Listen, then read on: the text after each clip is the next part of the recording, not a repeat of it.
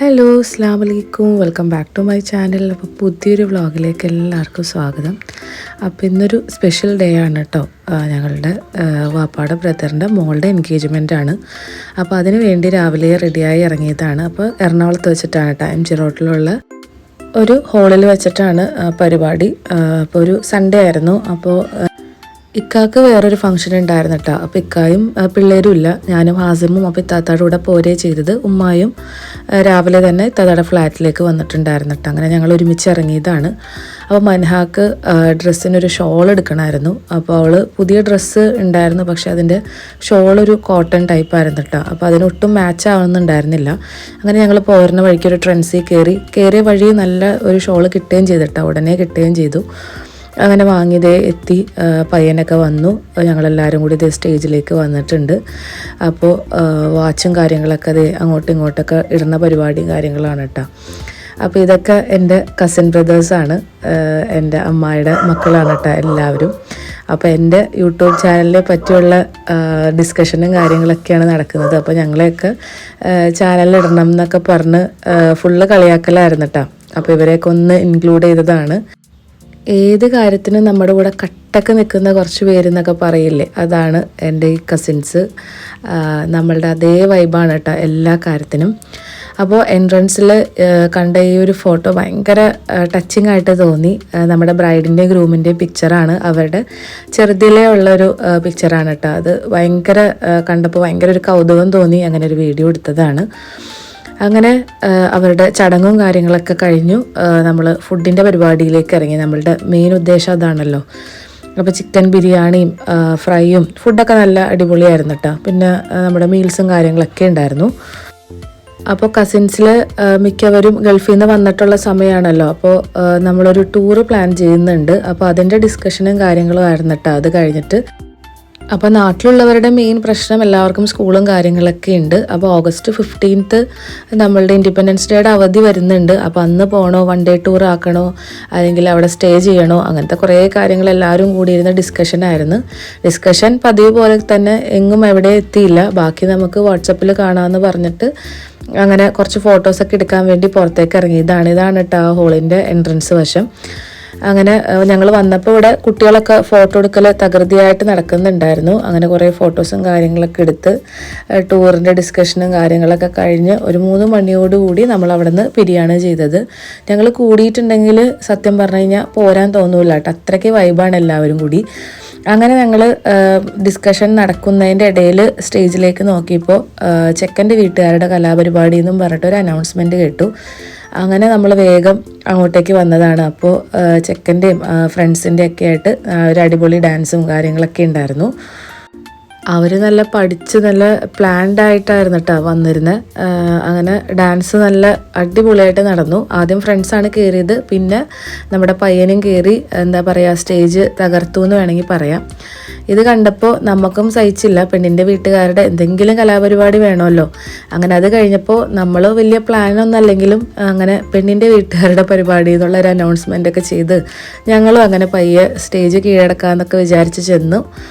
പിന്നെ തുടക്കം ഞാൻ എൻ്റെ ഒരു പാട്ടിൽ അങ്ങനെ അങ്ങോട്ട് തുടങ്ങി. അങ്ങനെ ഞാനൊരു 2-3 പാട്ടൊക്കെ പാടി. എല്ലാവരും എൻ്റെ കൂടെ തന്നെ നിന്ന് ഞങ്ങളെല്ലാവരും കൂടി പാടിയെന്ന് വേണമെങ്കിൽ പറയാം. പിന്നെ ഒരുപാട് സമയമായിട്ടുണ്ടായിരുന്നു, ഒരു 3 മണി 3:30 ആയിട്ടുണ്ടായിരുന്നു. അങ്ങനെ പാട്ടിൽ ഒതുക്കി ഡാൻസ് കളിക്കാമെന്നൊക്കെ പ്ലാനൊക്കെ ചെയ്തെങ്കിലും ആരും കയറിയൊന്നുമില്ല.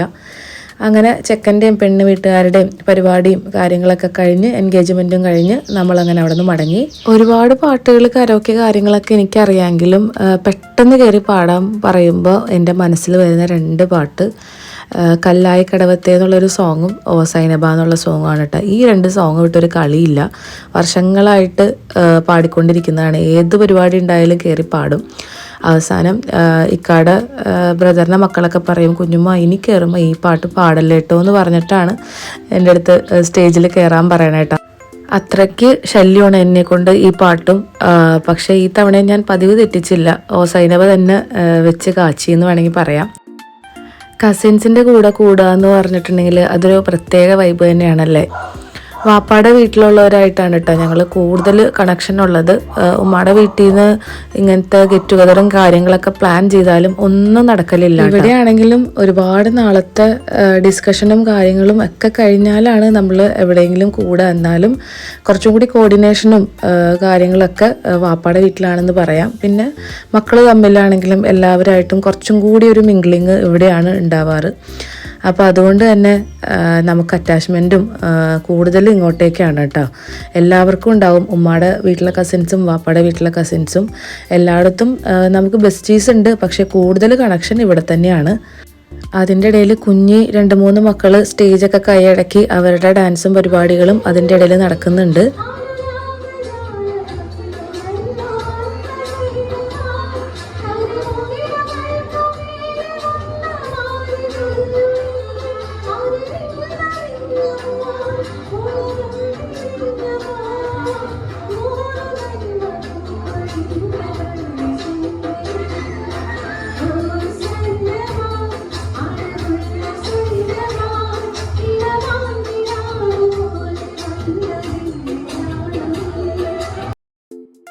ഞാൻ ഇട്ടേക്കുന്നത് ഇത്താത്തയുടെ ഡ്രസ്സാണ് കേട്ടോ.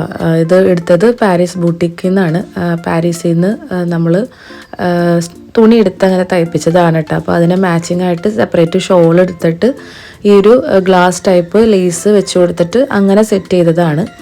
ഞാൻ ഗൾഫിലേക്ക് പോകുമ്പോൾ നമ്മൾ എന്തായാലും പാർട്ടി വെയറും കാര്യങ്ങളൊന്നും കൊണ്ടുപോകില്ലല്ലോ. അപ്പോൾ അതെന്തായാലും വീട്ടിൽ വെച്ചേക്കായിരിക്കും. അപ്പോൾ എന്തെങ്കിലും ഫംഗ്ഷനും കാര്യങ്ങളൊക്കെ വരുമ്പോൾ ഞങ്ങൾ അങ്ങോട്ടും ഇങ്ങോട്ടൊക്കെ മാറിയിടുന്നത് നാട്ടിലുള്ള പാർട്ടി വെയർ ഡ്രസ്സുകളായിരിക്കും കേട്ടോ. അത്യാവശ്യം ഇത്താത്താടെ ആണെങ്കിലും എൻ്റെ ആണെങ്കിലും കുറച്ച് കളക്ഷൻസ് നാട്ടിലുണ്ട്. അപ്പോൾ അതൊക്കെ തന്നെയാണ് നമ്മൾ മാറിയിടുന്നത്. ഇത് പിറ്റേ ദിവസത്തെ വീഡിയോ ആണ് കേട്ടോ. അപ്പോൾ നമ്മുടെ വീടിൻ്റെ ബാക്കിൽ കുറച്ച് കപ്പങ്ങയൊക്കെ ഉണ്ടായി കിടക്കുന്നുണ്ടായിരുന്നു. അപ്പോൾ അതൊക്കെ ഒന്ന് പറിക്കാൻ പോയതാണ്.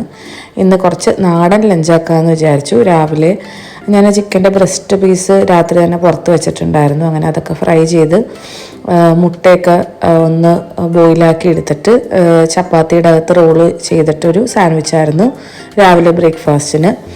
അപ്പോൾ അതാകുമ്പോൾ സിമ്പിളായിട്ട് കഴിക്കുകയും ചെയ്യാം. അത്യാവശ്യം ഹെവിയാണ്.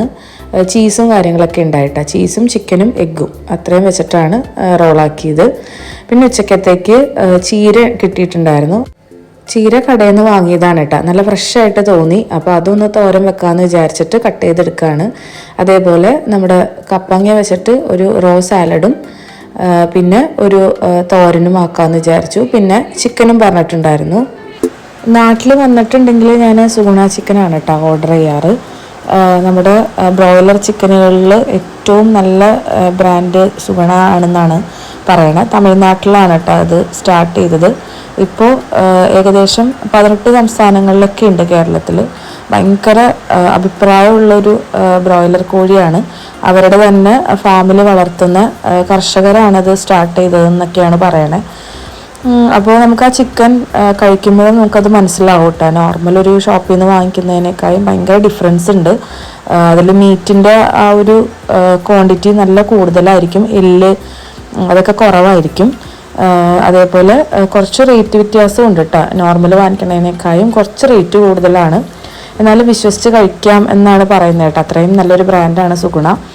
അപ്പോൾ നമുക്കിവിടെ അടുത്ത് തന്നെ ഉണ്ട്. അപ്പോൾ എറണാകുളത്ത് നമ്മൾ വിളിച്ച് പറഞ്ഞാൽ മതി കേട്ടോ, ഉടനെ കൊണ്ടുവരും. അപ്പോൾ അതും ഒന്ന് ചിക്കൻ മുളകിടിച്ചതോ എന്തെങ്കിലും ആക്കാമെന്ന് വിചാരിച്ചിട്ട് നന്നായിട്ട് കഴുകി അതും വാഷ് ചെയ്ത് വെച്ചിട്ടുണ്ട്. അപ്പോൾ കപ്പങ്ങ നമ്മുടെ വെജിറ്റബിൾ ഗ്രേറ്റ് ചെയ്യുന്ന സംഭവം ഉണ്ടല്ലോ, അതിൻ്റെ അകത്ത് വളരെ തിന്നായിട്ടുള്ള ഒരു ഇതുണ്ട്. ആ ഒരു ബ്ലേഡിൽ തന്നെ വേണം കേട്ടോ കട്ട് ചെയ്തെടുക്കാൻ വേണ്ടിയിട്ട്. എന്നാലാണത് നല്ലൊരു ഷേപ്പിൽ കിട്ടുള്ളൂ. ആ ഒരു ഷേപ്പാണ് കറക്റ്റ് സാലഡിന് ബെസ്റ്റ്. അപ്പോൾ ഏറ്റവും ചെറിയ ബ്ലേഡല്ല, അതിൻ്റെ ഇടയിലുള്ളൊരു തിന്നായിട്ടുള്ളൊരു ഇതുണ്ടല്ലോ, അതിൻ്റെ അകത്ത് തന്നെ വേണം ഗ്രേറ്റ് ചെയ്തെടുക്കാനായിട്ട്. അപ്പോൾ അത് മൊത്തത്തിലൊന്ന് ഒരു വലിയ കപ്പങ്ങയാണ് ഞാൻ എടുത്തത്. അതിൻ്റെ ഒരു ഹാഫ് പോർഷനാണ് കേട്ടോ എടുക്കുന്നത്. അത് തന്നെ ഞാൻ രണ്ടാക്കിയിട്ട് കുറച്ച് തോരനാക്കി എടുക്കുന്നുണ്ട്, കുറച്ച് സാലഡാക്കി എടുക്കുന്നുണ്ട്. സാലഡിലേക്ക് പ്രത്യേകിച്ചൊന്നുമില്ല, റോ പപ്പായ എടുക്കുക, കുറച്ച് കട്ട തൈരിട്ട മിൽക്കി മിസ്റ്റാണ് നാട്ടിൽ ഞാൻ വാങ്ങിക്കാറ്, അതും കുറച്ച് ഉപ്പ് ഇട്ട് കൊടുക്കുക, മിക്സ് ചെയ്യുക.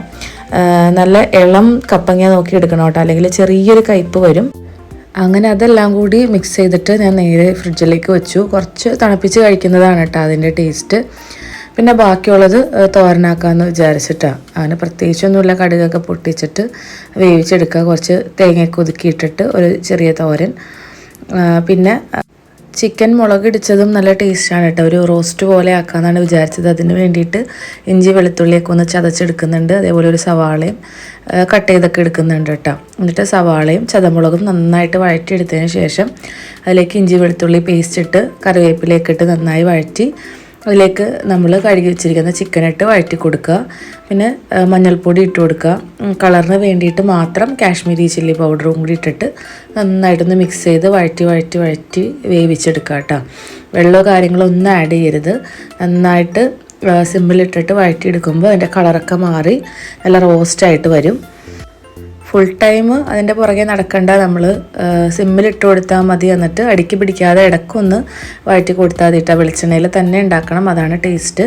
അപ്പോൾ ചീര തോരൻ ഞാനൊരു ബൗളിലേക്ക് മാറ്റിയിട്ട് സെയിം പാനിലേക്ക് തന്നെ, കഴുകിയിട്ടൊന്നുമില്ല, അതിലേക്ക് തന്നെയാണ് ഇട്ട് കൊടുക്കുന്നത് കേട്ടോ. അപ്പോൾ എല്ലാം നന്നായിട്ട് വഴറ്റണം. പിന്നെ തക്കാളി ഇടണം കേട്ടോ, ഞാനത് വിട്ടുപോയി. തക്കാളിയും കൂടി ആഡ് ചെയ്താലാണ് അതിൻ്റെ ഒരു ടേസ്റ്റ് കേട്ടോ. പിന്നെ നമ്മൾക്ക് ഇനി തോരനും കൂടി റെഡിയാക്കി എടുത്താൽ മതി. കപ്പങ്ങ അത് പ്രത്യേകിച്ച് പണിയൊന്നുമില്ല, അതും സൈഡിലാക്കി എടുക്കാമെന്ന് വിചാരിച്ചിട്ട് പാൻ വെച്ച് കൊടുത്തിട്ട് അതും കൂടി ഒന്ന് ഇട്ട് കൊടുക്കുന്നുണ്ട് കേട്ടോ. അപ്പോൾ മഞ്ഞൾപ്പൊടി മാത്രം ഇടുമ്പോൾ ചിക്കൻ ഒരു വൈറ്റ് കളർ തന്നെയായിരിക്കും. അപ്പോൾ ആ ഒരു കളർ മാറിക്കിട്ടാൻ വേണ്ടിയിട്ട് മാത്രമാണ് കേട്ടോ കാശ്മീരി മുളക് പൊടി ഇടുന്നത്. പിന്നെ നല്ല എരിവൊക്കെ ഇഷ്ടമുള്ളവർക്കാണെങ്കിൽ ചതമുളക് കുറച്ചും കൂടി കൂടുതൽ ആഡ് ചെയ്യാം. അപ്പോൾ നല്ല സ്പൈസി ആയിട്ട് കഴിക്കുമ്പോൾ അത് ഇഷ്ടമുള്ളവർക്ക് അത് നല്ലതായിരിക്കും കേട്ടോ. ഇവിടെ കുട്ടികൾക്കൊക്കെ കൊടുക്കാനുള്ളതുകൊണ്ട് നോർമലായിട്ടാണ് ആക്കിയെടുക്കുന്നത്. അങ്ങനെ അതവിടെ ആവുന്ന സമയം കൊണ്ട് നമുക്ക് കപ്പങ്ങ തോരനൊക്കെ ആക്കിയെടുക്കാം. ഒട്ടും വെള്ളമൊന്നും ഒഴിക്കരുത്, ചിക്കൻ്റെ ആ ഒരു വെള്ളത്തിൽ കിടന്ന് തന്നെ അത് വെന്ത് വരണം കേട്ടോ. കപ്പങ്ങയും പിന്നെ സവാളയും കറിവേപ്പിലയും ഉപ്പും മഞ്ഞളൊക്കെ ഒന്ന് മിക്സ് ചെയ്ത് വെച്ചിട്ട് അത് ജസ്റ്റ് ഒന്ന് വെളിച്ചെണ്ണ ഒഴിച്ച് അതിലേക്ക് ഇട്ട് കൊടുക്കുകയാണ് കേട്ടോ. വേറെ പ്രത്യേകിച്ച് പരിപാടിയൊന്നുമില്ല. അപ്പോൾ ഇന്നത്തെ ലഞ്ചും കാര്യങ്ങളൊക്കെ റെഡി ആയിട്ടുണ്ട്. അപ്പോൾ ഇക്ക പുറത്തെവിടെയോ ആയിരുന്നു, പിള്ളേർക്ക് ഞാൻ ആദ്യം ഫുഡ് കൊടുക്കുന്നുണ്ട് കേട്ടോ. അപ്പോൾ ഹംദാനെ ഞാൻ നിർബന്ധിച്ച് എല്ലാം തോരനും കാര്യങ്ങളൊക്കെ പാത്രത്തിലാക്കി കൊടുത്ത് നിർബന്ധിച്ച് എന്തായാലും കഴിക്കണമെന്നൊക്കെ പറഞ്ഞ് കൊടുത്തു. പക്ഷെ ആൾക്ക് ആ ഒരു കേടുള്ള ആ ഒരു റോ സാലഡ് ഉണ്ടല്ലോ, അത് മാത്രമാണ് കേട്ടോ ഇഷ്ടമായത്. ചീരയൊന്നും തീരെ ഇഷ്ടമല്ല, കഴിക്കുകയില്ല. അപ്പോൾ അത് ബാക്കി വന്നതൊക്കെ വെച്ചിട്ട് ഞാനും അഡ്ജസ്റ്റ് ചെയ്തു. ഇക്ക അത് കഴിഞ്ഞ് കുറേ നേരം കഴിഞ്ഞിട്ടാണ് കേട്ടോ വന്നത്. അപ്പോൾ ഇക്കാക്ക് കുറച്ച് നേരം കഴിഞ്ഞപ്പോഴാണ് ഫുഡൊക്കെ കൊടുത്തത്. ആൾക്കും നല്ല ഇഷ്ടമായിട്ടാണ് കപ്പങ്ങ. നമ്മളിങ്ങനെ റോസ് സാലഡായിട്ട് അങ്ങനെ കഴിച്ചിട്ടില്ല, അത് നല്ല ടേസ്റ്റ് ഉണ്ടായിരുന്നു. എല്ലാവരും കഴിക്കുകയും ചെയ്തു. ഹാറൂനും മാസിമും പിന്നെ അങ്ങനത്തെ ഒന്നും കഴിക്കില്ലല്ലോ. പിന്നെ വൈകുന്നേരം ഇത്താത്ത പുറത്ത് പോയിട്ട് അങ്ങനെ വീട്ടിൽ വന്നിട്ടുണ്ടായിരുന്നു. അങ്ങനെ ഞങ്ങളൊന്ന് HMT സ്കൂളിൻ്റെ മലയിലൊക്കെ ഒന്ന് വന്ന് ഇച്ചിരി ഇരുന്നതാണ് കേട്ടോ. അപ്പോൾ നല്ല മഴ പെയ്തു. പിന്നെ നമ്മൾ നേരെ ഫ്ലാറ്റിലേക്ക് പോയി. അപ്പോൾ ചെറുതായിട്ട് വിശപ്പുണ്ടായിരുന്നു കേട്ടോ. അപ്പോൾ അവിടെ ഒരു പുതിയ ഇഡ്ഡലി ഷോപ്പ് തുടങ്ങിയിട്ടുണ്ട് കേട്ടോ. അവർക്ക് പാഴ്സൽ കൊടുക്കുന്ന പരിപാടിയൊന്നുമില്ല. നമ്മൾ വീട്ടിൽ നിന്ന് പാത്രവും കൊണ്ട് ചെന്നിട്ടുണ്ടെങ്കിൽ നമുക്ക് ഏത് ഇഡ്ഡലിയാണോ വേണ്ടത് അത് അവർ പാക്ക് ചെയ്ത് തരും. അങ്ങനെ നമ്മൾ അവിടെ നിന്ന് ഒരു പൗഡർ ഉണ്ടല്ലോ, ഇഡ്ഡലിയുടെ പൊടി, അതിട്ടിട്ടുള്ളൊരു സ്പെഷ്യൽ ഇഡ്ഡലി ഉണ്ടായിരുന്നു. അതും അതേപോലെ നമ്മുടെ ചട്നിയിൽ സോക്ക് ചെയ്ത ഇഡ്ഡലി, അതും 2 വാങ്ങിയിട്ടുണ്ടായിരുന്നു കേട്ടോ. അത് ഭയങ്കര ചെറിയ ടൈപ്പ് ഇഡ്ഡലി, നല്ല ടേസ്റ്റ് ഉണ്ടായിരുന്നു രണ്ടും. അങ്ങനെ അതൊക്കെ കഴിച്ച് ഞങ്ങൾ നേരെ വീട്ടിലേക്ക് വന്നു. അപ്പോൾ ഇക്ക കുറച്ച് നമ്മളുടെ കരിക്കും വെള്ളമൊക്കെ ആയിട്ട് കുറച്ചൊരു ബോട്ടിലാക്കി കൊണ്ടുവന്നിട്ടുണ്ടായിരുന്നു കേട്ടോ. അങ്ങനെ അതൊക്കെ കുടിച്ച്, അപ്പോൾ അതെല്ലാം കൂടി മിക്സ് ചെയ്ത് അതിലേക്ക് കുറച്ച് പഞ്ചസാരയൊക്കെ ഇട്ടിട്ട് കഴിക്കുമ്പോൾ ഭയങ്കര ടേസ്റ്റാണ് കേട്ടോ. അങ്ങനെ അതൊക്കെ കഴിഞ്ഞു. അപ്പോൾ അന്നത്തെ ദിവസം അങ്ങനെ പോയി. അപ്പോൾ ഇത്രയൊക്കെയാണ് ഇന്നത്തെ വിശേഷങ്ങളും കാര്യങ്ങളൊക്കെ. അപ്പോൾ എൻഗേജ്മെൻറ്റിനും അൽഹംദുലില്ലാഹ് നല്ല രീതിയിൽ നടന്നു. അപ്പോൾ കുറേ ദിവസമായി പാട്ട് പാടാനുള്ളൊരു ചാൻസ് അന്വേഷിച്ച് നടക്കുന്നു. അപ്പോൾ അതും റെഡിയായി. അങ്ങനെ കസിൻസൊക്കെ ആയിട്ട് കൂടിയ ഒരു അടിപൊളി ദിവസം തന്നെയായിരുന്നു. ഇത്രയൊക്കെയാണ് കേട്ടോ ഇന്നത്തെ വിശേഷങ്ങൾ. അപ്പോൾ വീഡിയോ ഇഷ്ടമായിട്ടുണ്ടെങ്കിൽ ലൈക്ക് ചെയ്യുക, ഷെയർ ചെയ്യുക. മറ്റൊരു വ്ളോഗിൽ വീണ്ടും കാണാം. ഓക്കെ ബൈ, താങ്ക് യു, അസ്സലാമു അലൈക്കും.